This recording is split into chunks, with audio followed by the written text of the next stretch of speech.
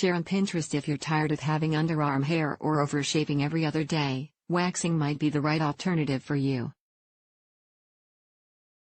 But, just like any other type of hair removal, waxing your underarms has its fair share of pros and cons to consider. Curious about what it entails? Read on. Is underarm waxing the same as other body waxing? For the most part, yes.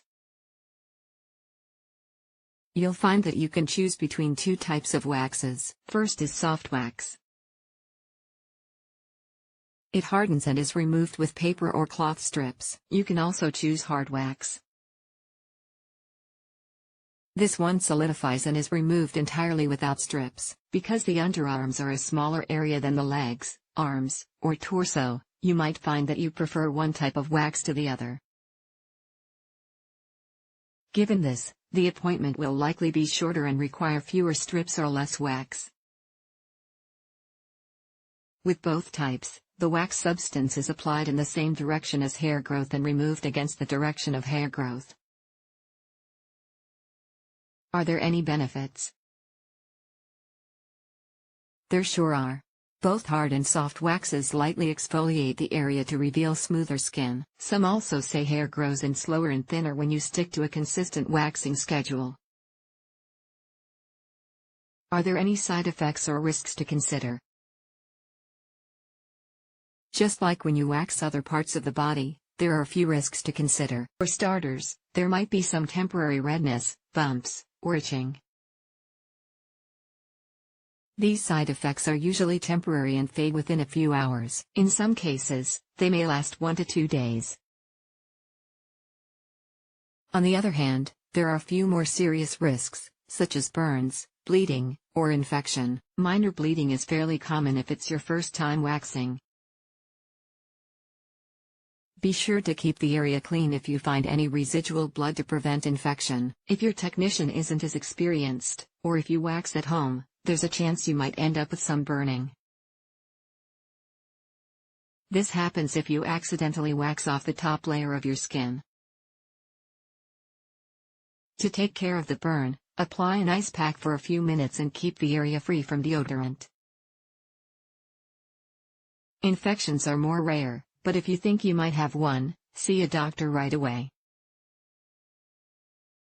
Infections typically cause pus-filled blisters and painful, tender skin.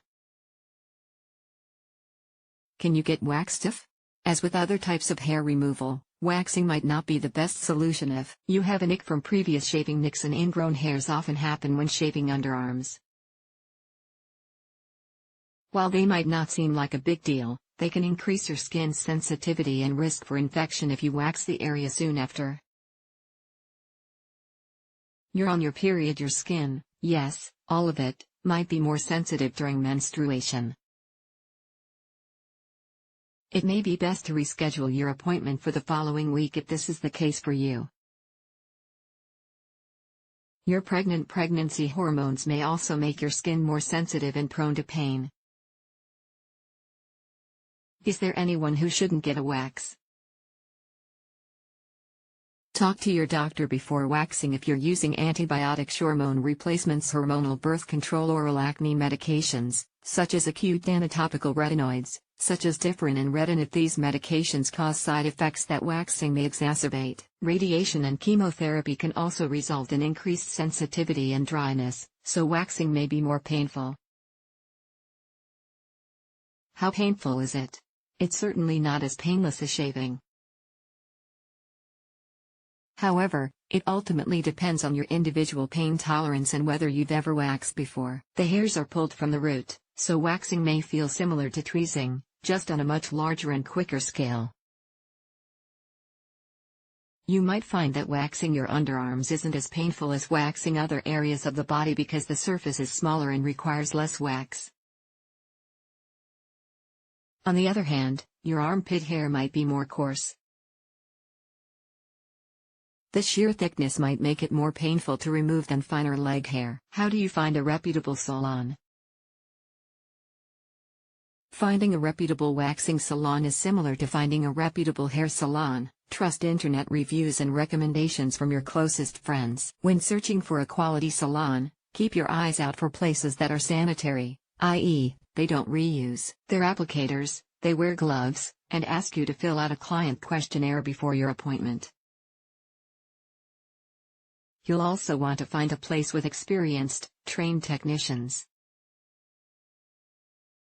Look for their accreditation, and ask for a technician who's been practicing for a few years. What should you do before your appointment? Leading up to your appointment, there are a few things you should do to ensure smooth waxing. Make sure your hair is around 1/4 inch long, about the size of a grain of rice. This level of growth typically takes 2 to 3 weeks from a previous wax, or about 2 weeks from the last time you shaved. The technician might trim hair that's ½ inch or longer before applying wax. Lightly exfoliate the area with a buffing mitt or gentle scrub.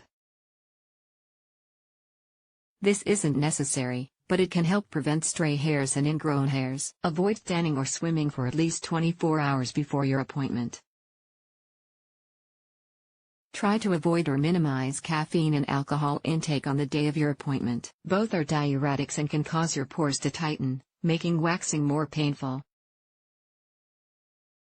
Skip the deodorant, or at least apply less than usual, to avoid clogging your pores the day of your appointment.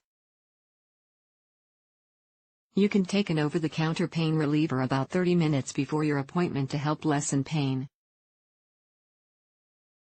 What happens during the appointment?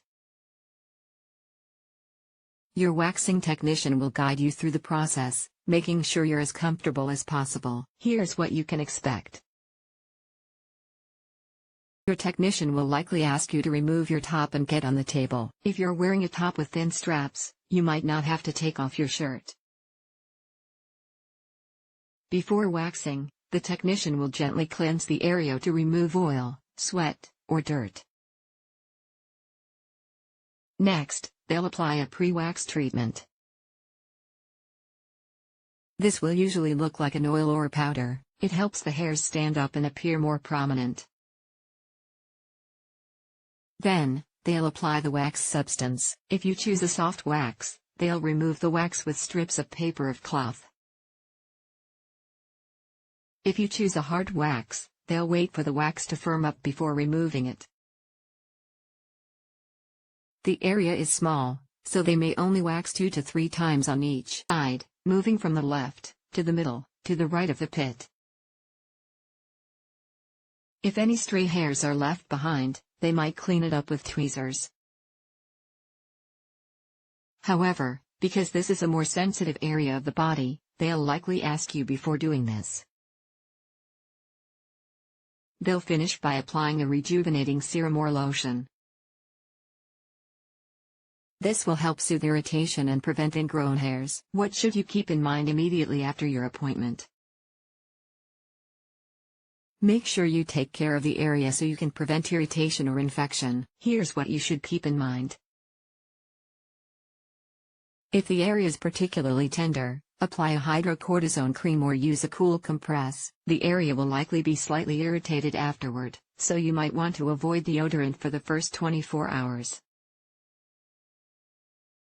The area will be more susceptible to sun damage immediately afterward, so avoid tanning or prolonged sun exposure.